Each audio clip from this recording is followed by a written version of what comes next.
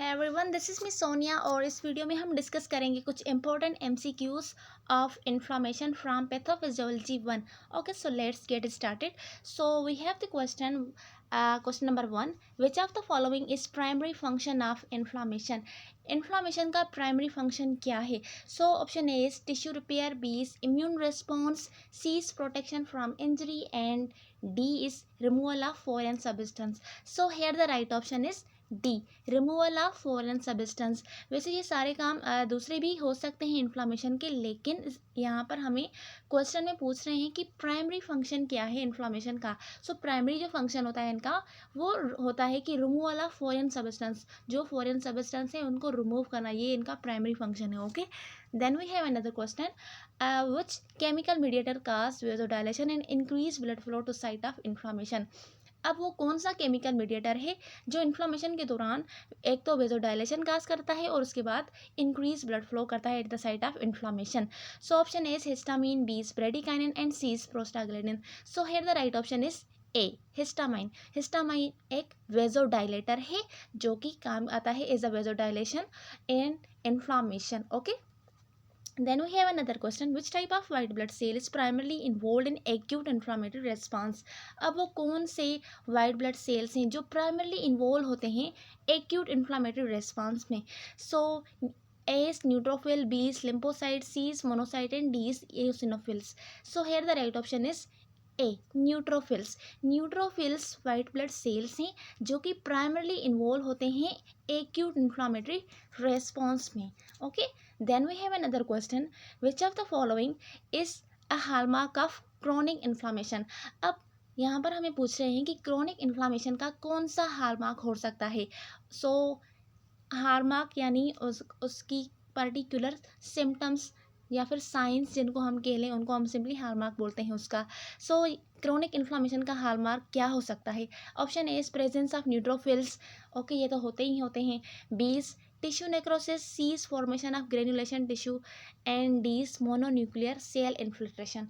So the right option is D, mononuclear cell infiltration is the right option, or you can say this is the hallmark of chronic inflammation. Okay, then we have another question. What is the primary function of chemokines in inflammation. chemokines का primary function क्या है inflammation में?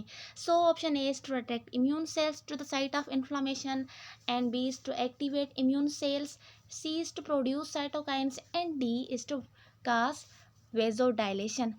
So the right option is A, to attract immune cell to the site of inflammation, because mostly जो chemokines होते हैं उनका primary function ये होता है कि वो अदर इम्यून सेल्स को अट्रैक्ट करें at the site of inflammation में. Okay, then which cytokine is primarily involve in acute phase response. अब पूछ रहे हैं कि वो कौन सा साइटोकाइन है जो प्राइमरली एक्यूट फेज रेस्पॉन्स में इन्वॉल्व होता है. So option A is interleukin 1, B is TNF alpha, C is interleukin 6 and D is IFN gamma. So the right option is C, interleukin 6 cytokine है जो कि primarily involve होता है acute phase response में. Then we have another question. Which of the following is an example of chronic inflammatory disease. अब chronic inflammatory disease का कौन सा एग्जाम्पल है? So option A is pneumonia, B is arthritis, C is bronchitis and D is cellulitis. So here the right option is B, arthritis. It is the chronic inflammatory disease. Okay, then we have another question. Which of the following is consequence of uncontrolled inflammation. अब हमसे पूछ रहे हैं कि यहाँ पर कौन सी consequences हैं inflammation की. Okay, so A is tissue repair, B is immune suppression, C is tissue damage and D is infection. एक minute.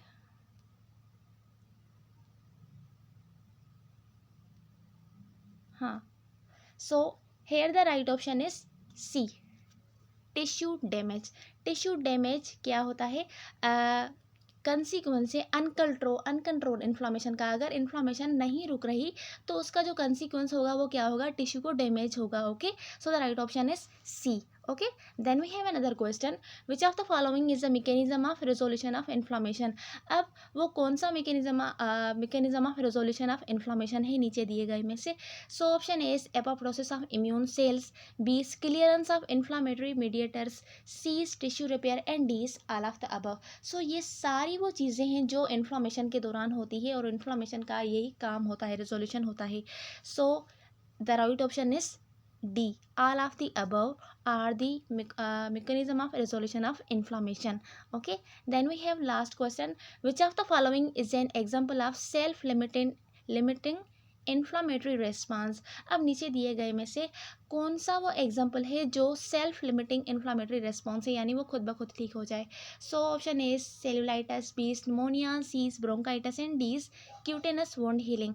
So here the right option is D.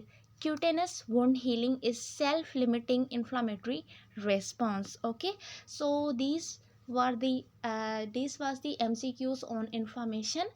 Thanks for watching.